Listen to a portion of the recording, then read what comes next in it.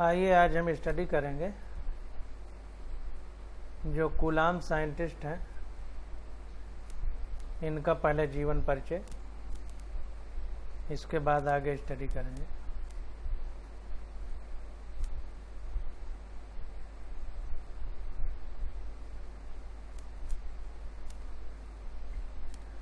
तो देखिए, Charles Augustin day coulomb 1736 से 806 तक इनका जीवन रहा। फ्रांसीसी भौतिकविद कूलाम ने वेस्ट इंडीज में एक फौजी इंजीनियर के रूप में अपना करियर आरंभ किया।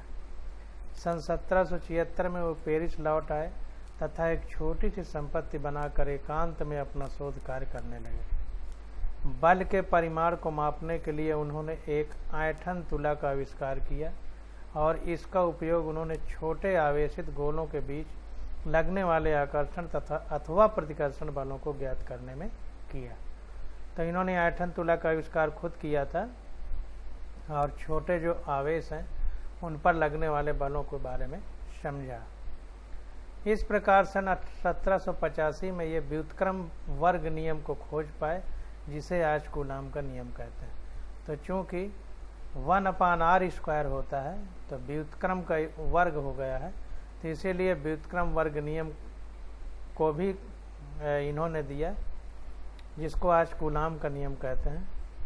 तो इसको ध्यान देना है कि नीट में व्युत्क्रम वर्ग नियम किसने दिया था पूछ सकता है, तो यही कूलाम नियम कहलाता है।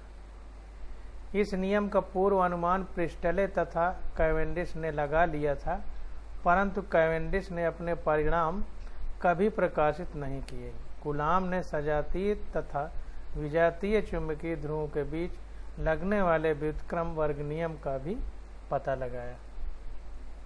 तो कहने का मतलब ये है कि कूलाम ने सजातीय तथा विजातीय चुंबकीय ध्रुवों के बीच लगने वाले व्युत्क्रम वर्ग नियम का भी पता लगाया, जो कैवेंडिश और प्रिस्टले जिसको जानते थे लेकिन ये प्रकाशित नहीं कर पाया। आइए अब आगे स्टडी करते हैं।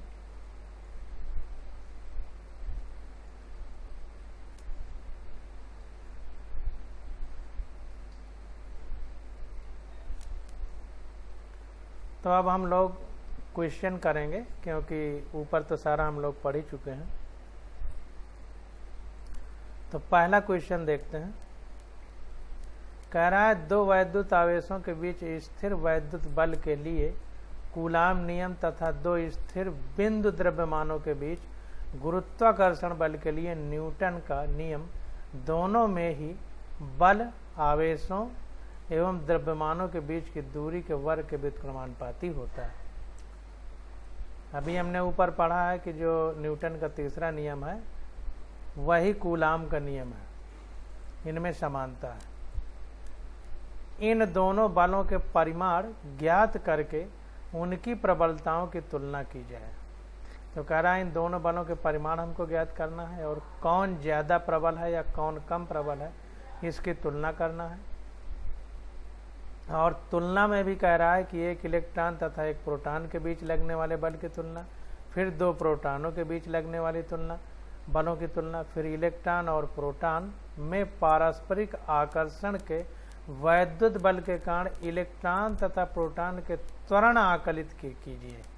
त्वरण भी हमको बताना है, जबकि इसके बीच की दूरी, जबकि इनके बीच की दूरी कितनी है 1 एंगस्ट्रॉम।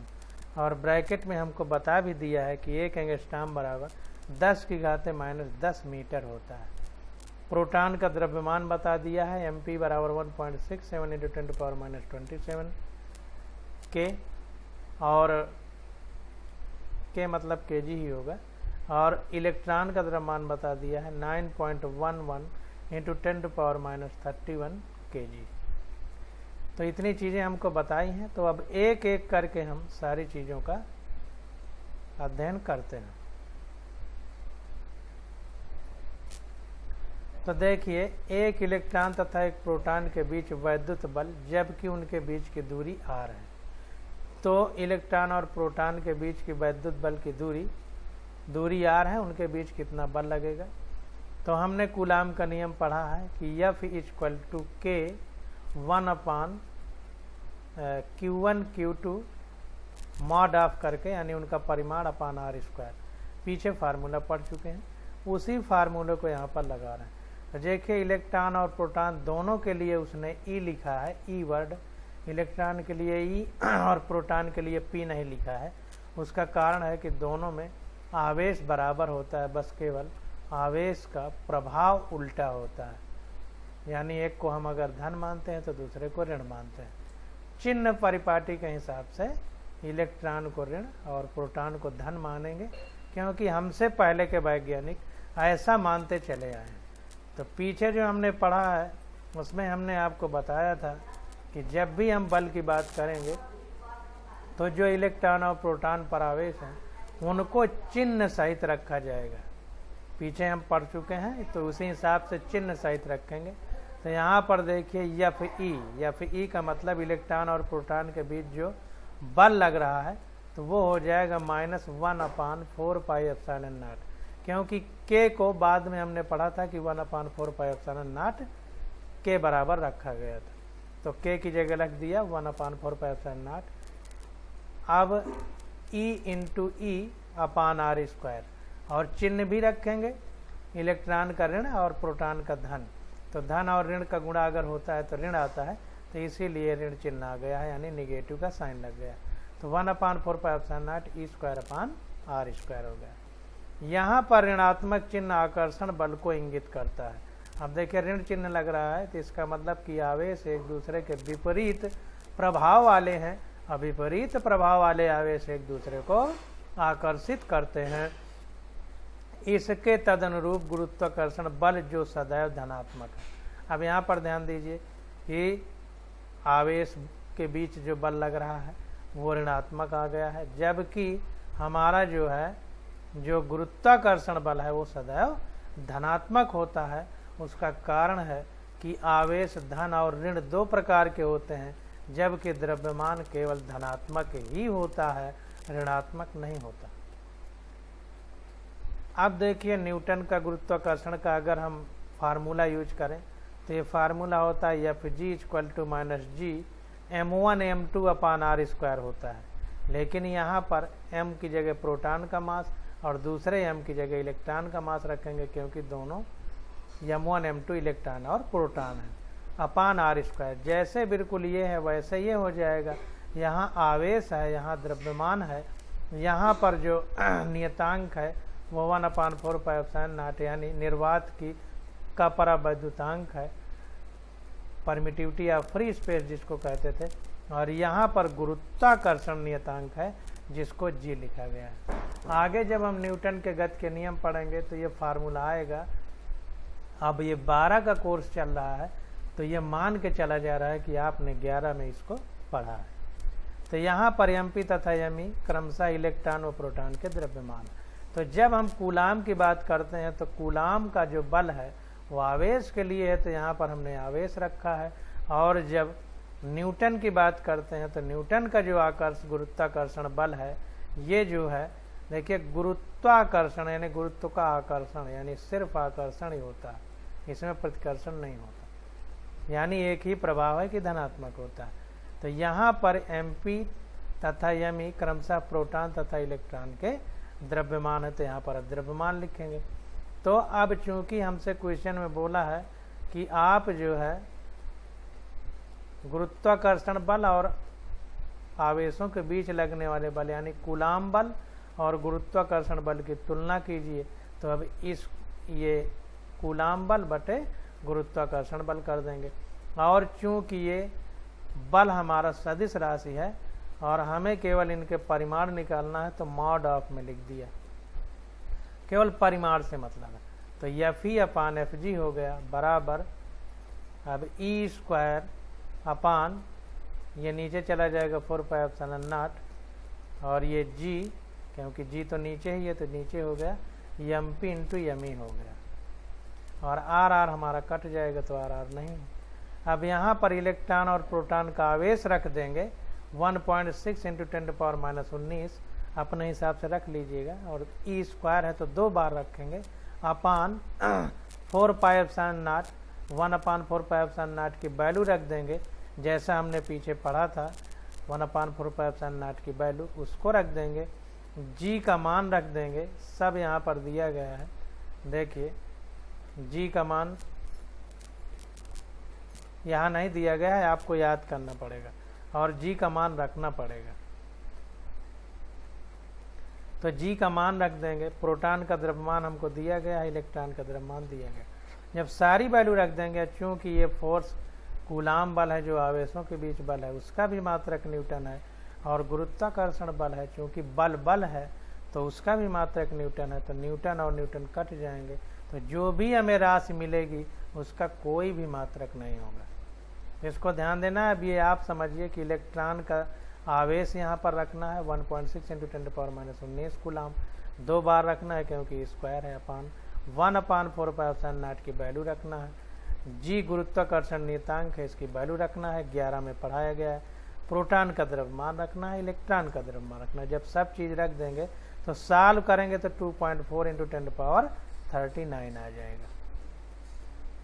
अब देखिए ये पहला हो गया। अब दूसरे में क्या पूछ रहा है, दूसरे में कह रहा है 2 प्रोटॉनों, देखिए इलेक्ट्रॉन और प्रोटॉन के लिए जो है बलों की प्रबलता की तुलना करना। तो अब यहाँ पर देखिए क्या है कि जो हमारा ये इधर चला जाएगा तो इसमें जी का गुणा हो जाएगा, तो इसका मतलब ये हो गया कि जो ये आवेशों के बीच बल है वही इस बल का इतना गुना है। तो इस हिसाब से हम लोग समझ लेंगे। अब देखिए दूसरा क्या कह रहा है, दूसरा कह रहा है कि 2 प्रोटॉनों के लिए, अभी इलेक्ट्रॉन प्रोटॉन के लिए निकाले, अब 2 प्रोटॉनों के लिए कह रहा है। तो सब कुछ तो वही रहेगा, बस इतना बदल जाएगा कि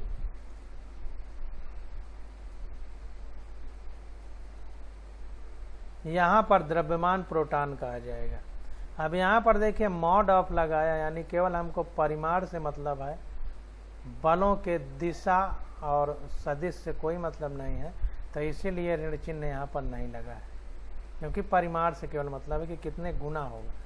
तो यहाँ पर देखिए जब प्रोटॉन प्रोटॉन की बात आ जाएगी तो सब कुछ वही रहेगा, केवल यहाँ इलेक्ट्रॉन की जगह प्रोटॉन का द्रव्यमान हो जाएगा, यहाँ ऊपर कुछ नहीं बदलेगा। इसलिए क्योंकि प्रोटॉन और इलेक्ट्रॉन दोनों का आवेश बराबर होता है, बस केवल चिन्ह अलग होते हैं। तो चिन्ह से मतलब ही नहीं है क्योंकि हमको परिमाण निकालना है, दिशा और चिन्ह का कोई मतलब यहाँ नहीं।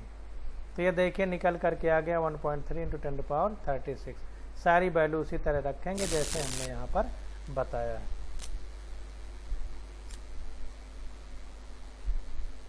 तब देखिए कह रहा है तथापि यहाँ यह उल्लेख करना महत्वपूर्ण है कि यहाँ पर 2 बलों के चिन्हों में अंतर है।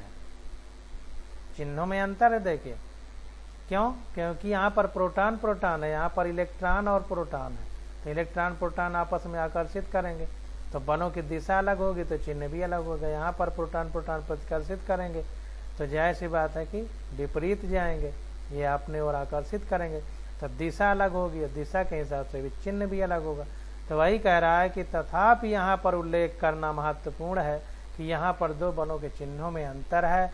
2 प्रोटॉनों के लिए गुरुत्वाकर्षण बल आकर्षी है, 2 प्रोटॉनों के लिए गुरुत्वाकर्षण बल आकर्षी है तथा कूलाम बल प्रतिकर्षी है। Very important. देखिए एक चीज ध्यान रखना है कि जब हम कूलाम की बात करेंगे तो चिन्ह आ जाता है, और जब द्रव्यमान की बात करेंगे तो सदैव आकर्षण का ही होता है।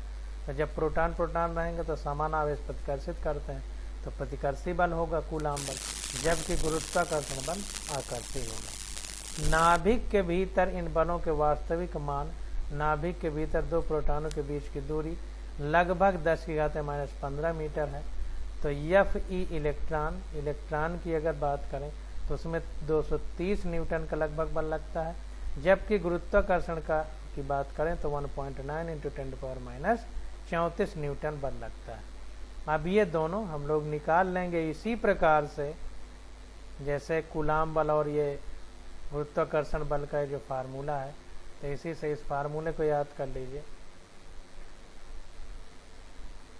तो इसी तरह से याद कर लेंगे और इसी फार्मूले के आधार पर और कूलाम वाले फार्मूले के आधार पर यहाँ पर देखिए कूलाम बल और गुरुत्वाकर्षण बल नाभिकीय दूरी के लिए निकाला, तो यहाँ पर आर बदल जाएगा, आर अब यहाँ ये रखना पड़ेगा, तो कूलाम बल 230 न्यूटन आ जाएगा और गुरुत्वाकर्षण बल 1.9 × 10⁻34 न्यूटन आ जाएगा। ये आप केवल मान रख करके कर लीजिए, केवल वैल्यू रखना है आपको और कुछ भी नहीं है। इन दोनों बलों का विमाहीन अनुपात यह दर्शाता है कि गुरुत्वाकर्षण बल की तुलना में वैद्युत बल अत्यंत प्रबल होते हैं। अब देखिए यहाँ पर ये कूलाम बल 2.4 × 10⁻39, सोचिए 10 के आगे 39 जीरो रखिए, कितने गुना ज्यादा प्रबल है गुरुत्वाकर्षण बल से। इसमें भी 10 की पावर 36 है, तो कितने गुना ज्यादा है, तो वही कह रहा है। यहाँ पर देखिए 10 की घात -34 है 1.9, और ये इलेक्ट्रॉन के बीच अगर बात करें तो 230 न्यूटन है। तो ये देखिए माइनस में है, तो कितना कम है इसकी तुलना में, माइनस में बहुत कम हो जाएगा क्योंकि यहाँ माइनस लगा। तो कहने का मतलब कि जो गुरुत्वीय बल है उसकी तुलना में जो कूलाम बल है वो बहुत ज्यादा है।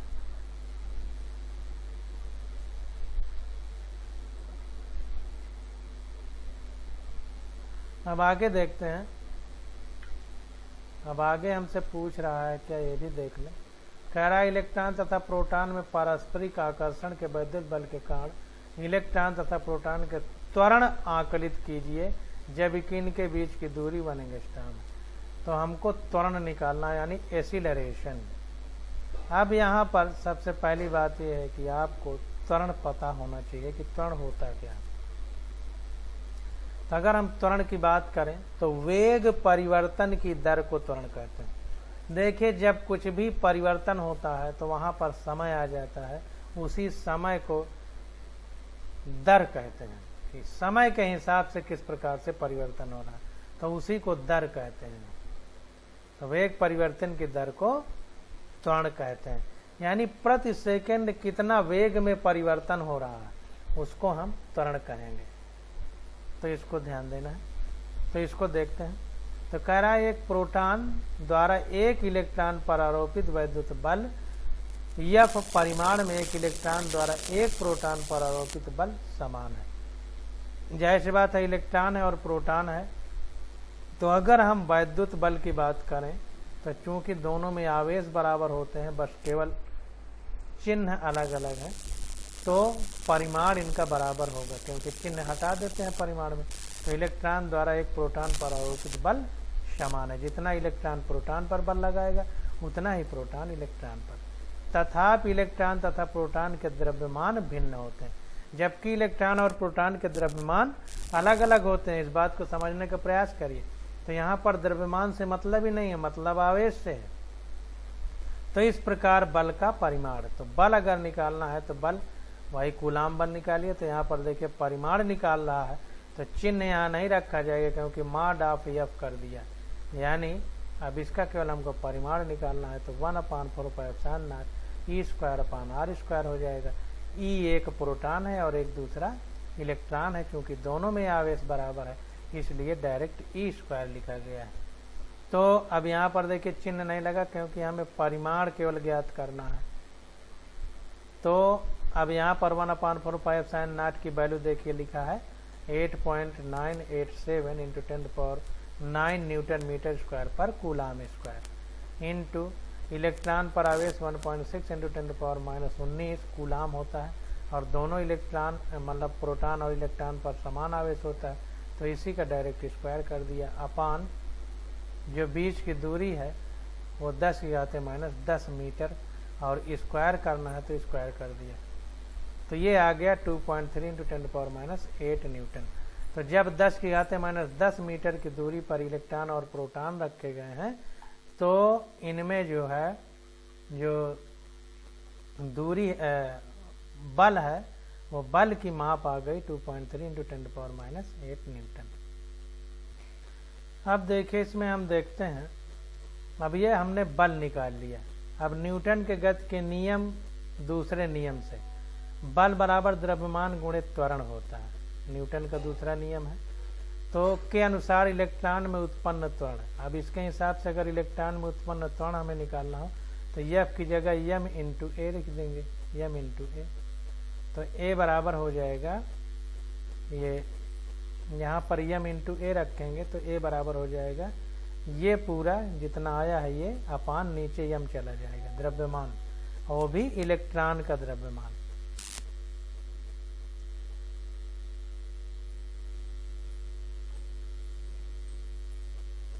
F equal to M A, तो A equal to F upon M हो जाएगा, एम ई लिख दें इलेक्ट्रॉन के लिए समझने के लिए।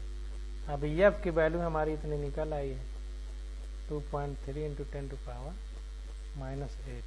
न्यूटन अपान इलेक्ट्रॉन का द्रव्यमान ये है 9.11 इंटू 10⁻31 kg। तो यही चीज़ देखिए यहाँ पर लिख दिए। अब इसको सॉल्व किया तो 2.5 इंटू 10⁻22 और त्वरण का मात्रक होता है मीटर प्रति सेकंड स्क्वायर। तो ये आ गया हमारा। तो इस प्रकार से हम लोग इसको निकाल सकते हैं। अब देखिए आगे क्या कह रहा है। कह रहा है इसकी गुरुत्वीय त्वरण से तुलना करने पर हम यह निष्कर्ष निकाल सकते हैं कि इलेक्ट्रॉन की गति पर गुरुत्वीय क्षेत्र का प्रभाव नगण्य है तथा किसी प्रोटॉन द्वारा इलेक्ट्रॉन पर आरोपित कूलाम बल की क्रिया के अधीन इलेक्ट्रॉन में उत्पन्न त्वरण अत्यधिक है। तो अब देखिए यह कह रहा है कि गुरुत्वीय त्वरण की तुलना अगर हम करें इस आवेशीय त्वरण से, ये देखिए आवेश के कारण जो त्वरण आया है, तो कह रहा है इसकी गुरुत्वीय त्वरण से तुलना करने पर हम यह निष्कर्ष निकाल सकते हैं कि इलेक्ट्रॉन की गति पर गुरुत्वीय त्वरण का प्रभाव नगण्य है,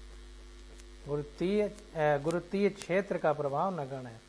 तो कहीं भर क्योंकि इलेक्ट्रॉन का द्रव्यमान इतना कम है कि उसको कोई चीज आकर्षित बहुत नगण्य आकर्षित करेगी, इसीलिए गुरुत्वीय क्षेत्र का प्रभाव नगण्य है तथा किसी प्रोटॉन द्वारा इलेक्ट्रॉन पर आरोपित कूलाम बल की क्रिया के अधीन इलेक्ट्रॉन में उत्पन्न त्वरण अत्यधिक है। तो इलेक्ट्रॉन और प्रोटॉन पर जो आरोपित कूलाम बल है तो उस क्रिया के अधीन जो इलेक्ट्रॉन, भाई जैसी बात है कि इलेक्ट्रॉन प्रोटॉन को खींचेगा, तो इलेक्ट्रॉन जो खींचेगा उसकी तरफ तो वेग होगा और प्रति सेकंड वेग में परिवर्तन होगा, तो वही त्वरण होगा। तो त्वरण अत्यधिक अधिक है इन क्रियाओं के अधीन। तो प्रोटॉन के लिए त्वरण का मान, अब प्रोटॉन के लिए देखें निकालें तो कितना आएगा। तो यहाँ प्रोटॉन का द्रव्यमान रख देंगे इलेक्ट्रॉन की जगह।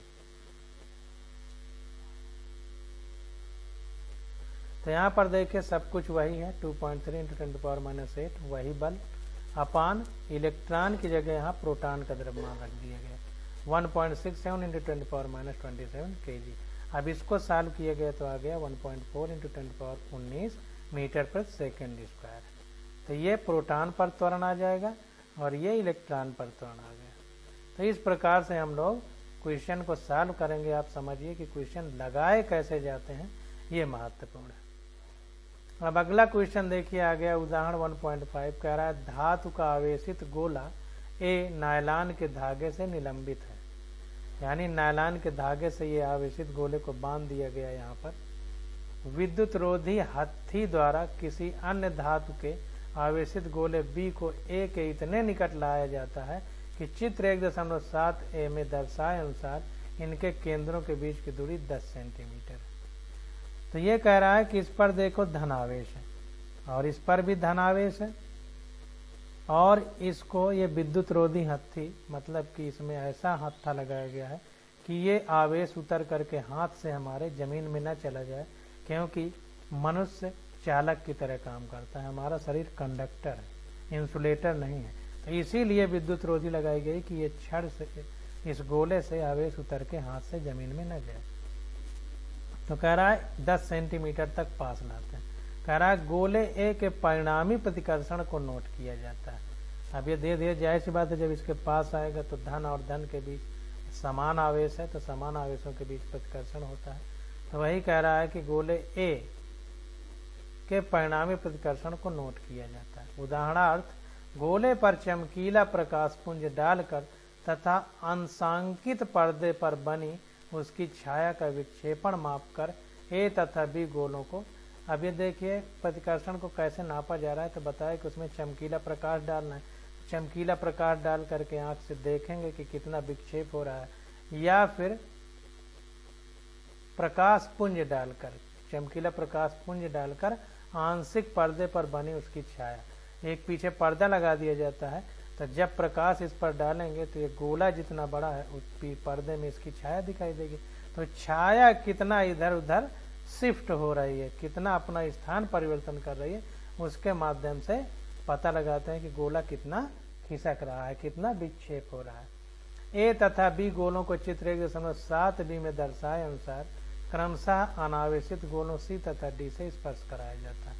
अब यहाँ पर देखिए ये बी वाला है, इनको स्पर्श करा दिया जाता है ए और सी गोलों को। ये ए और बी है, कोई दूसरा सी गोला है तो उसको स्पर्श कराया गया, और इधर बी और डी को स्पर्श कराया गया, और नीचे जो ए था उसको फिर बी के करीब लाया गया और 5 सेंटीमीटर लाया गया। तो अब देखते हैं कि क्या कह रहा है। तो कह रहा है कि ए तथा बी गोलों को चित्र 7b में दर्शाए अनुसार क्रमशः अनावेशित गोले सी तथा डी से स्पर्श कराया जाता है। देखिए सी तथा डी अनावेशित है, तो जाहिर सी बात है कि सी जब अनावेशित है तो इसमें देखिए 4 प्लस बनाए गए हैं। तो आवेश का वितरण किस प्रकार होता है, अगर ये गोले समान आकार के हैं, आयतन इनका समान है, तो आधा इसका आवेश अनावेशित वाले में चला जाएगा। तो देखिए अनावेशित वाले में आधा आवेश चला जाएगा। और इसमें जब बी से डी को टच कराया जाता है तो इसमें देखिए 2 धन है, अगर ये गोलों का आयतन बराबर है तो इसका आधा आवेश डी वाले में चला जाएगा। तो इधर 1 प्लस बचा, एक इधर प्लस बचा, समझने का प्रयास करिए। तो वही कह रहा है कि 1.7b में दर्शाए अनुसार क्रमशः अनावेशित गोले सी तथा डी में स्पर्श कराया जाता है। तत्पश्चात चित्र 1.7c में दर्शाए अनुसार सी तथा डी को हटाकर बी को ए के निकट लाया जाता है कि इनके केंद्रों के बीच की दूरी 5 सेंटीमीटर हो जाती है। अभी जो है हमने आपको चित्र दिखाया है, ये देखिए बी को अब ए के नजदीक लाया जाता है, तो इसका भी आवेश आधा हो गया, इसका भी आधा हो गया। अब इनको पास लाया जाता है।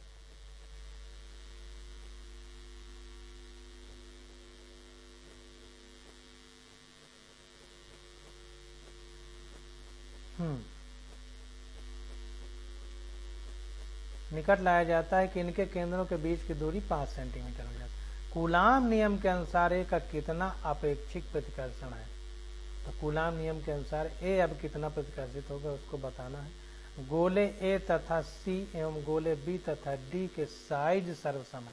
देखिए बता दिया ना कि आकार बराबर है, साइज सर्वसम मतलब हर प्रकार से बराबर है, तभी आधा आवेश दूसरे में जाएगा। अगर साइज का अंतर हो जाएगा तो आवेश का बंटवारा बराबर नहीं होगा। ए तथा बी के केंद्रों के पृथक्कन की तुलना में इनके साइजों की उपेक्षा कीजिए।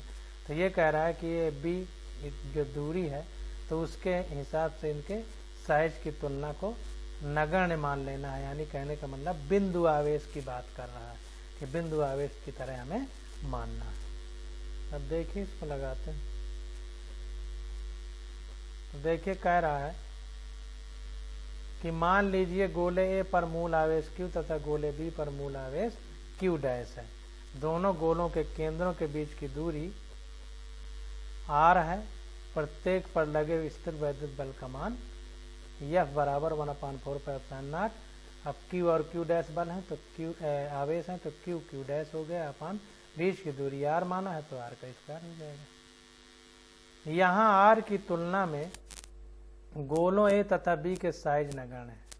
साइज को हमने बहुत कम माना है, यानी बिंदु आवेश की बात हो रही। जब कोई सर्वसम परंतु अनावेशित गोला सी गोले ए को स्पर्श कराता है तो ए तथा सी पर आवेश का पुनर्वितरण होता है, यानी जो अनावेशित है उस पर आवेशित गोले का आवेश आएगा, और सममिति द्वारा प्रत्येक गोले पर आवेश Q/2 होता है। जाहिर सी बात है कि जब विभव बराबर हो जाएगा यानी विभवांतर 0 हो जाएगा तो आवेश का जाना बंद हो जाएगा। कहने का मतलब कि गोले बराबर है तो दोनों में आधा आधा आवेश होगा, तो इसीलिए जो पहले जितना था जिसमें उसका आधा हो जाएगा, क्योंकि आधा दूसरे में चला जाएगा तो Q/2 होगा। इसी प्रकार बी तथा डी के स्पर्श के पश्चात इनमें प्रत्येक पर पुनर्वितरण आवेश q'/2 होता है। तो A को जब टच कराया गया C से तो इन दोनों में आधा आधा हो गया, तो पहले में जितना था उसका आधा C में हो गया। इसी प्रकार B D को टच कराया गया तो B में जितना था उसका आधा D में हो गया, यानी आधा इसमें बचा B में, आधा इसमें बचा D में।